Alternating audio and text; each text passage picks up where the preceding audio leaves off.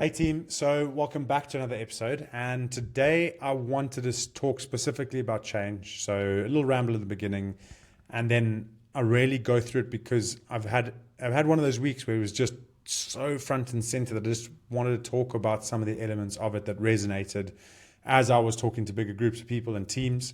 And I want to send it out to you guys that are listening. So it's all about change, frustrations, how we deal with them. What approach can we take, and how can we think about things differently so that we don't end up in a cycle of trying, failing, stop trying, and then staying in this cycle of frustration.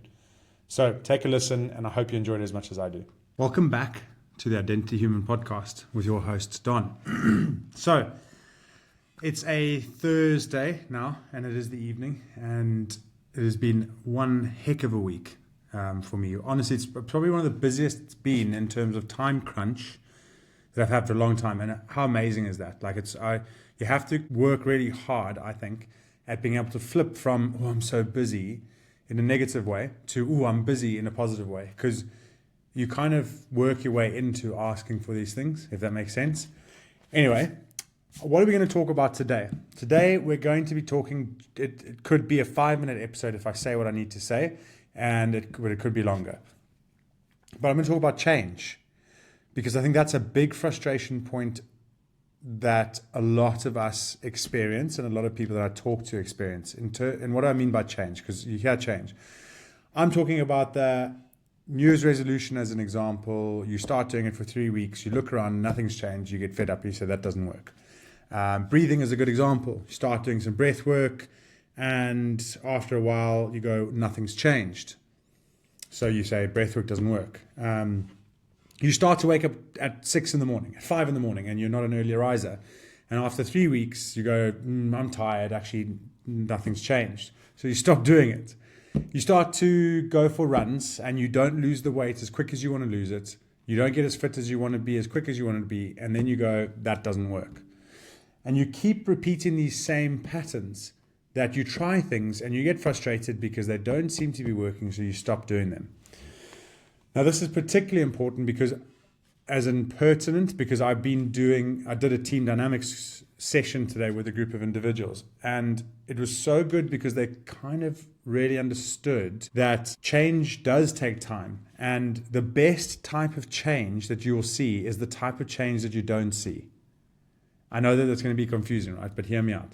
I always think that the best way you help someone transition from one thing to another is the constant or consistent effort that they're putting in without the expectation of it changing, which leads to them still maintaining that same effort, but at one point or another, they look around and they suddenly realize that they no longer do the thing that they used to do.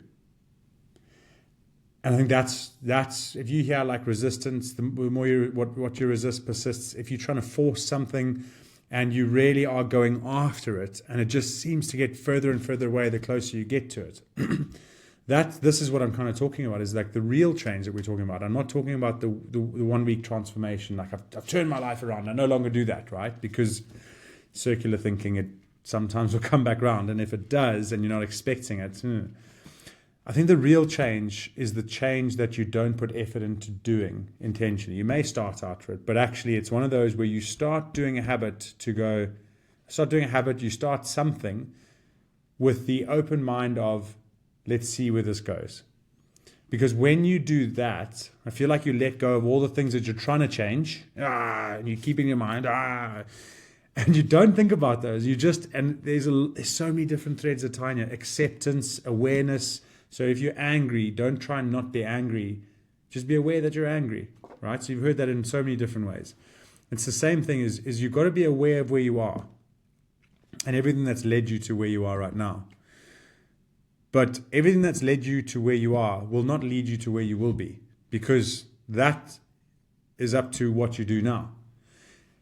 Now, I think I've briefly mentioned the Freud, Jung, versus Adler type of those psychologists, psychotherapists back in the day. And there's determinism, which is everything you did in your past. So we think about how we view trauma, the shadow and self and all that kind of stuff. And yes, I think that it's not one or the other in this context. It's both. And then Adler is like, actually, you have the choice to be whatever you want to be.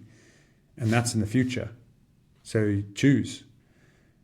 And then he goes through the deeper layers of why it's hard to choose, how comfort zones come into it, and then all of those things have the determinism in them. And I think it's really pertinent and it's really important that if you're going through a change that you want to change, and there's this thing that you really are going after, understand that if it ain't your time, it ain't your time. But if you keep trying, you're going to be at the right place at the right time to get the reward that you're looking for. What's an example? What's a story I could use about being in the right place at the right time? Because I know that there's a rugby story in here somewhere. I know that. I'm just trying to think of what would be like. Let me try and think.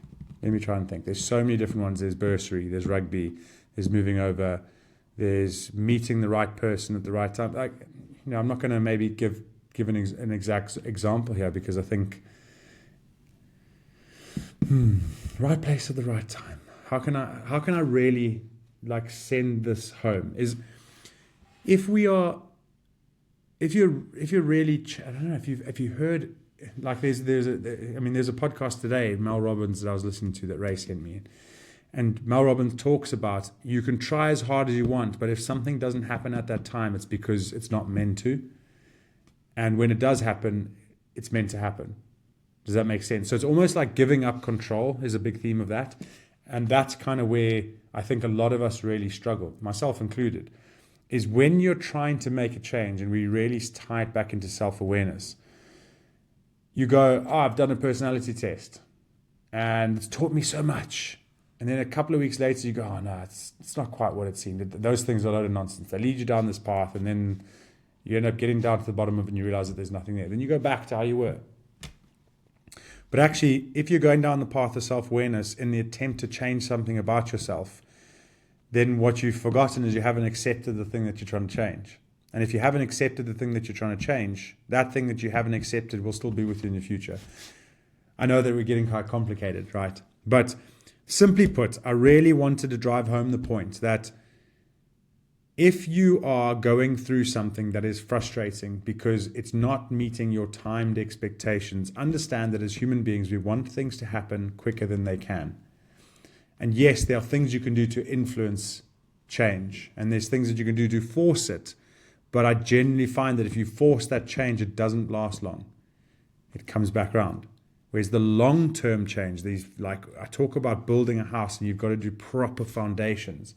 If you spend your time calculating building those foundations properly so they don't sink down in 15 years' time, you've got a solid house for life. And think about that. The same thing with your change is, a tree will grow its roots, but it won't grow up deeper than what it can hold down. And we don't necessarily see that, as we want to grow up without having that the roots properly implanted in us. And that's where you've got to realize is any habit you're starting now, anything that you're doing now, it's not for now. Any habit you're doing now and starting for now is for you in 6 months' time. So if you can take that concept, that timeline, and realize that everything you do now will have an effect on your future. And that's where you can start to bring in determinism and Jung and Freud. It's that same principle. You're just shifting it forward and making the goal the future instead of the present. Is your future is determined by what you do now and tomorrow, and your present is determined by what you did yesterday and before. So there's that. I want to really bring in that choice element. And so actually, all you have to do sometimes to make a change is not to try and heal everything, because there's an acceptance piece there. So I'm acknowledging that does exist. But all you have to do sometimes is make a choice about what you're going to do now or tomorrow when you wake up that's going to benefit you in the future. And you have to remind yourself at that point that choice is for the future, not for the now. And if you can do that, that's going to bring an element of faith. It's going to bring an element of confidence. It's going to bring an element of acceptance and achievement, because you're starting to lay these brand new, fresh foundations that in 6 months' time are the things that prop up your mentality. Okay, and then along that route, you will start to realize that the things you're trying to change without you trying to change them, because you haven't tried to focus too hard on them. And I think you definitely go through cycles. We all do. Is you I don't know if you guys will relate to this, but sometimes you go through cycles and you go, oh, what trauma in my past, what event in my past has led to me having this pattern? And yes, sometimes those patterns are there. When you start to be aware of them, then you start to understand them. That doesn't necessarily mean they go away. What makes them go away is the next step that comes from that, which is the acceptance, so the lack of shame. And then when you have acceptance, it's the same thing as like, I'm aware that I do that sometimes. And just by being aware of it, it's almost like this feeling. It likes to be in the dark, and it can like stab you. But as soon as you start to be aware of it, you bring light to it. And then it's like, sorry, I'm not going to do that anymore. Nice to meet you. And then it moves on. And that's what that's what I'm saying. Like, the best changes are the ones that you're not trying to make. The best changes are the ones that happen while you're building your future. And I promise you, try it. Just try and take a look at how many things, and maybe you've already experienced this.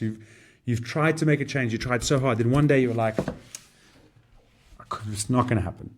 But what you keep doing is the actions that you were taking in trying to make that change. But what you've done is mentally let go of forcing that change. And then all of a sudden you look around, you're like, oh, don't do that anymore. Wow, that's amazing. And then you just keep going because you're so proud of yourself and you're so confident in the stuff that you've built that you actually feel really good about yourself, right? So that was my main message for today. Do I have a story yet about being at the right place at the right time? I could say maybe, okay, let me talk about meeting Ray.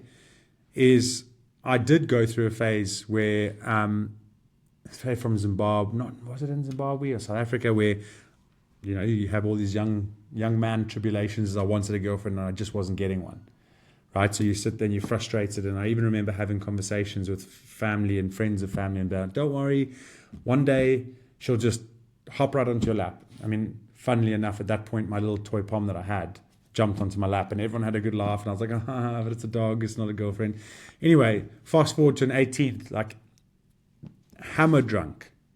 This is 18th, right? Back in the time, that's what we did. We went to an 18th, hammer drunk.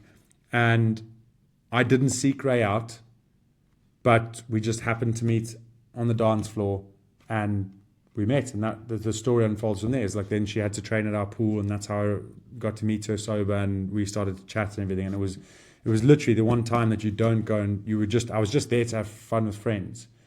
But at your right time, right place, when you're not seeking it, things will come to you.